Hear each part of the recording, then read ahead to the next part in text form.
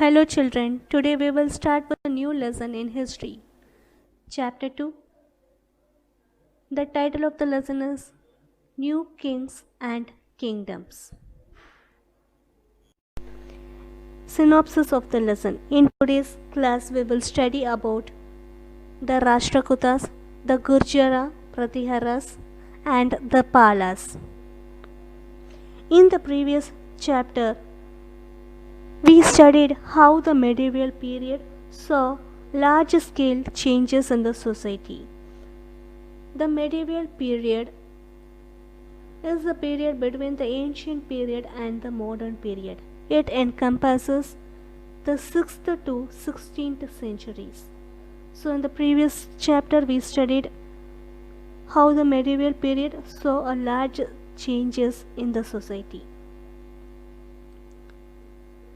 In this chapter, we will study how various kings and kingdoms came into India.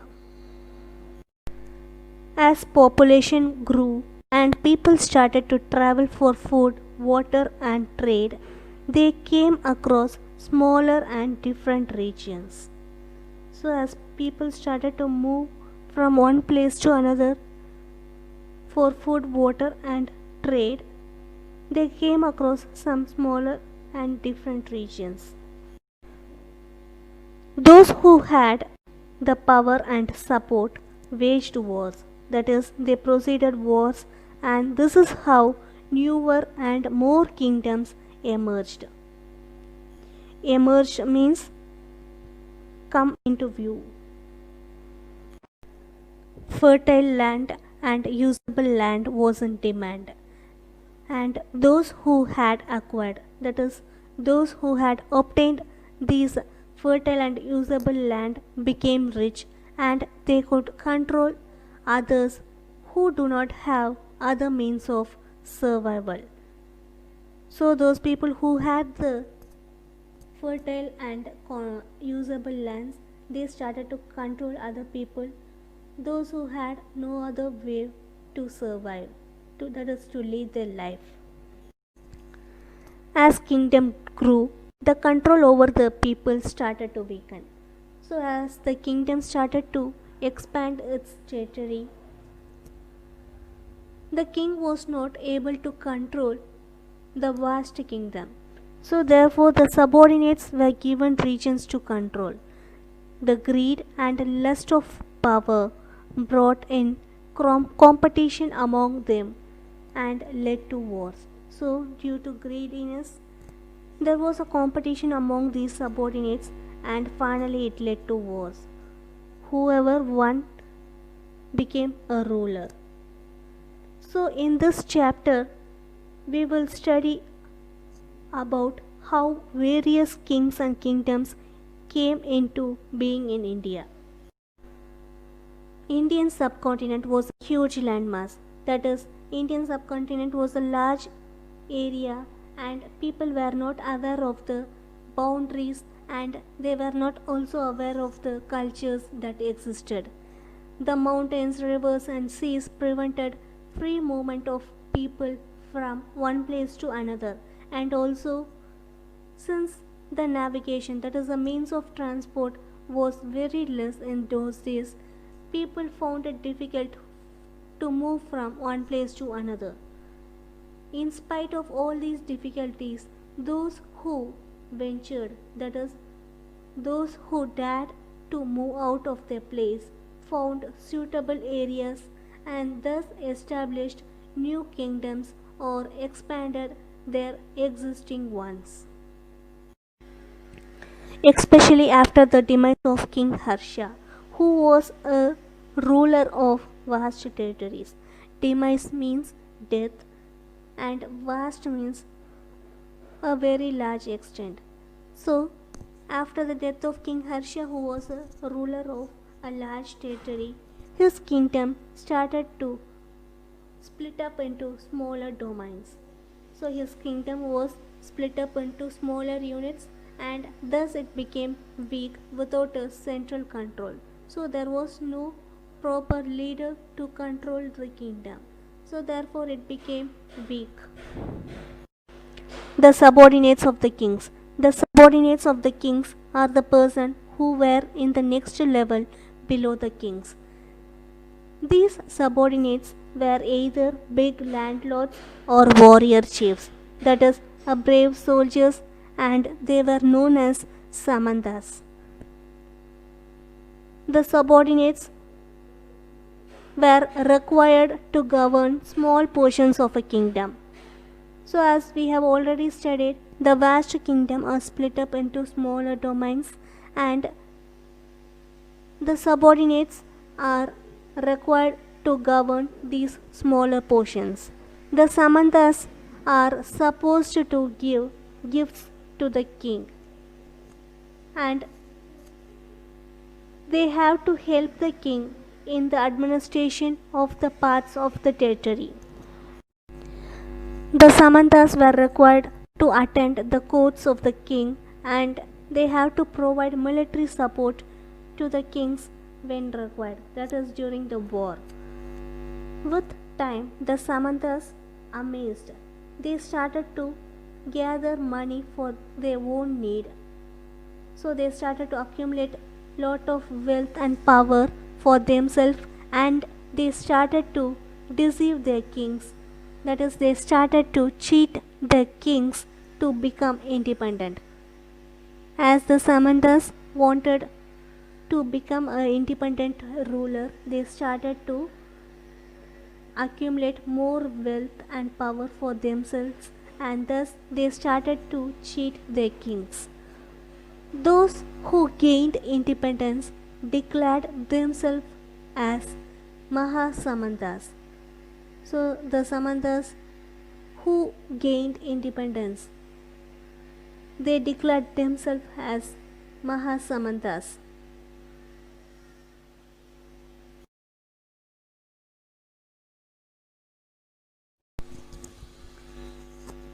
A famous example of this is the case of Danti Durga.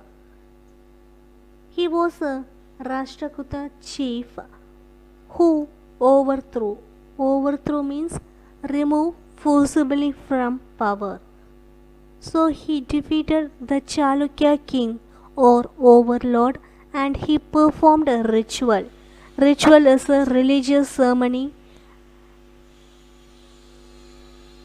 He performed a ritual called Hiranyagarbha. There were also other Brahmins who gave up their basic professions, and they started to rule the kingdoms and became kings.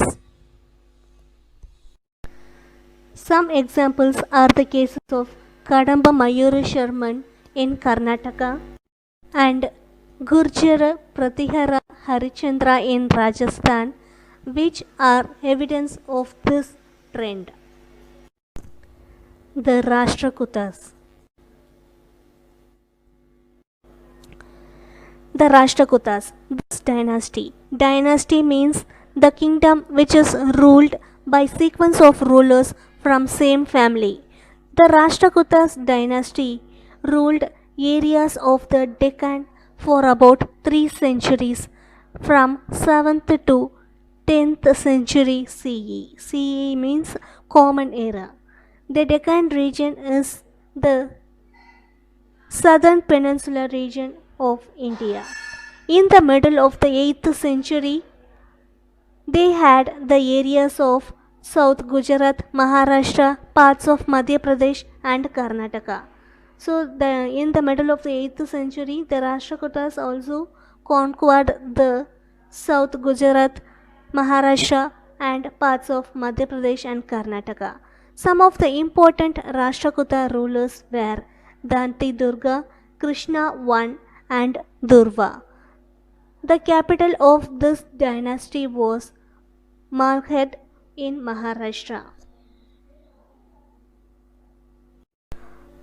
Under the rule of Rashtrakutas, the worship of Lord Shiva and Vishnu became very popular. The major achievements of the rule of this dynasty were as follows. The construction of temples came up in a big way. So, During the rule of this Rashtrakutas dynasty, they constructed many temples and it was one of their major achievements. The rock-cut temples of Ellora and Elephanta were built during the period of the Rashtrakutas. In these temples, God has been represented in three forms as the creator, the preserver, and the destroyer.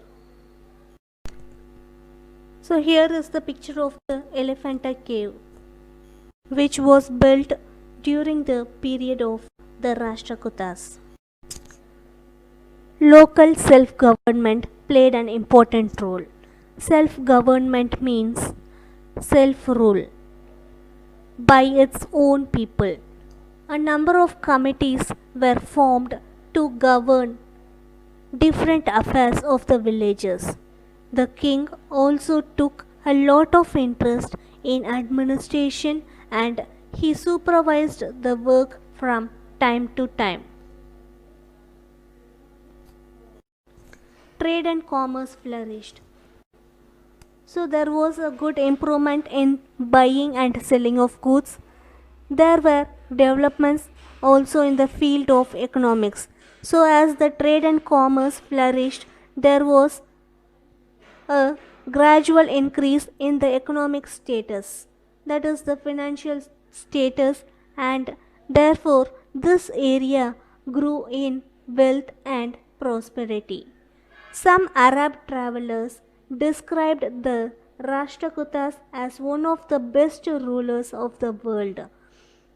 The last ruler, Karka II of the Rashtrakuta dynasty, was defeated by the Chalukya king in 973 CE. Next we will see about the Gurjara Pratiharas dynasty.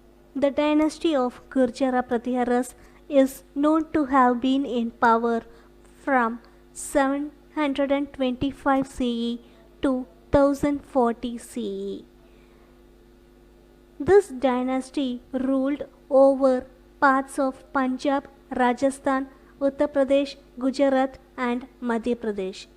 Kannauj, which is situated on the banks of Ganga in Uttar Pradesh, was their capital city. The important rulers of this dynasty were Nagabhata, Vatsaraja, Nagabhata II, Mihir Bhoja, Mahendrapala and Rajapala. Mihir Bhoja was the outstanding ruler of the Gurjara Pratiharas dynasty, and the power of the Pratihara dynasty reached its peak during his time, that is during 836 to 885 CE. Mihir Bhoja was a great learner, warrior. Warrior means he was a brave soldier and he was very efficient administrator. Mihir Bhoja was a devotee of Lord Vishnu. He worked hard to spread the empire. The Pratiharas received a severe blow in 1019 CE. That is, the Pratiharas dynasty started to decline in 1019 CE when they were attacked and defeated by the forces of Muhammad Ghazni, and thus the Gurjara Pratiharas dynasty came to an end. Next we will see about the Palas dynasty. The Palas established their kingdom in Bengal in the 8th century CE and it lasted for about 4 centuries. The dynasty was founded by King Gopala and his capital was at Pataliputra. In modern days it is called as Bihar. The Palas dynasty had 17 kings during its period and among them the famous ones are Dharampala and Devapala. This kingdom included parts of Assam, Bengal, Bihar and Odisha. The rulers of the Palas dynasty especially the Dharampala and Devapala, were good administrators and warriors. During their time, developments took place in the field of literature and learning. Vikramshila University was established by King Dharampala and it became a famous center of learning. This university also attracted students from different parts of the world. This university had a large and extensive library. Bengali literature also grew under their patronage. Patronage means financial support. Palas also revived Buddhism. Revived means gave new strength. So the Palas started to renew and give new strength to the Buddhism and they built a number of monasteries. Monasteries are the buildings where the monks live. Monks are the member of religious community. The Palas at the same time they were also tolerant towards Hinduism. That is, they also showed some willingness towards Hinduism. The power of the Pala received a blow in the middle of the 12th century at the hands of Vijayasena, who was the founder of the Sena dynasty. So, in the middle of the 12th century, the Pala dynasty started to decline and it went into the hands of Vijayasena, who was the founder of the Sena dynasty. Lakshman Sena, who was another ruler of the Sena dynasty, was defeated by a Turkish invader named Bakhtiar Khalji.